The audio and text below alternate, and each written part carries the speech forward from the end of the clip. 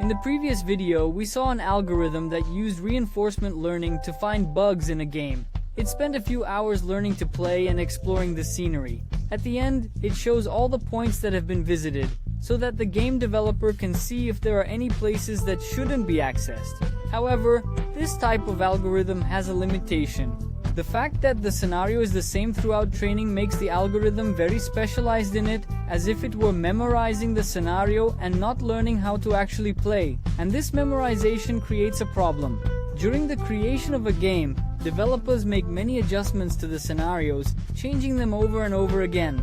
Then, if they wanted to use this algorithm to test the game, they would have to retrain the algorithm every time the scenario changed, which ends up being very costly. What's more, it can happen that the time interval between one adjustment and the next is very short, leaving no time for the algorithm to finish training. Then, when it's finished, it will already be out of date, because the scenario has already changed again. To solve this, the researchers came up with a strategy to increase the generalization of the agent, so that it is trained only once. Basically, high generalization means that the agent is able to play in new scenarios which were not seen during training. But to really understand what generalization is, let's take a look at this example. In this game, the player controls the little red square and has to get to the yellow area without touching any blue balls. Now let's look at this situation. An agent with low generalization would learn that in this situation he needs to go up without knowing why. He's just learned that going up means he won't lose. But if the scenario changes, he'll make a mistake. An agent with high generalization, on the other hand, would learn to recognize the enemy and would know that he needs to dodge him, either up or down. He would learn not to touch the enemy. Look at the difference. The agent with low generalization has only memorized a sequence of movements that takes him to the end of the phase. The other agent has learned to recognize the entities and relationships in the game and how to deal with them intelligently.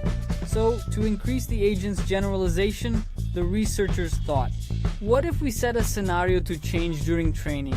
Or better still, what if the scenario was generated by an algorithm that was also capable of learning? And that's exactly what they did.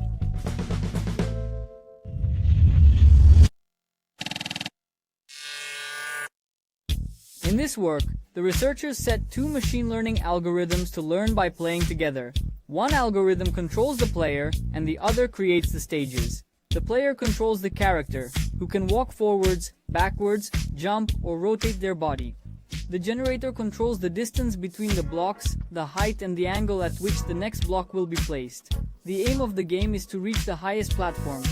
The duo will receive a reward according to their performance. The more the player wins, the more the duo is rewarded. In other words, the idea is for the stage generator to help the player reach the end. However, this creates a rather obvious problem. The stage creator can and will learn to create stages that are always the same and very easy in order to maximize the duo's reward.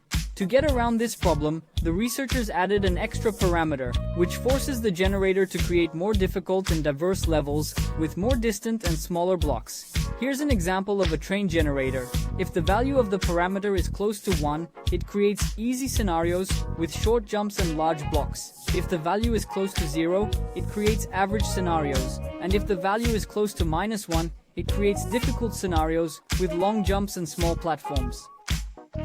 Here we can see the difference between two agents. On the left is the agent trained with a fixed set of phases, and on the right, the agent trained with the scenarios made by the generator. These stages they're playing now were created by a human, and neither of them has played any of them before. Look how much better the agent on the right plays. By the way guys, I'm posting some reacts here in the members area of the channel.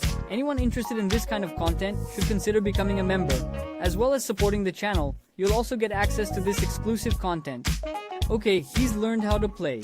But the question is, can you use this algorithm to test the game? And the answer is yes. Just look at how it goes. You can change the scenario easily without having to retrain the algorithm. Even better, the algorithm is fast enough to run in real time, with several simultaneous agents. In other words, you can create the stage while the algorithm plays, and it shows you if it's difficult or not in real time.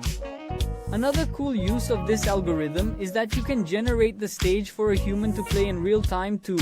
As you play, the stage is being generated, giving the game a certain unpredictability. Notice that the algorithm only adds another block after the player has reached the last one. And to show that this strategy really works, they repeated it in another game, but now a racing game. The result was more or less the same. Agents trained on dynamic tracks learned to play better than agents trained on fixed tracks. In this game, that extra parameter controls the undulation of the track. The closer it is to -1, the more undulating the track becomes. They've also added ray castings to the scenario generators, so that it can create the track by dodging obstacles. This idea of having one AI play and the other create gave me some interesting ideas. If you'd like to see some more projects in this style, where the AIs compete or collaborate, let me know in the comments. See you.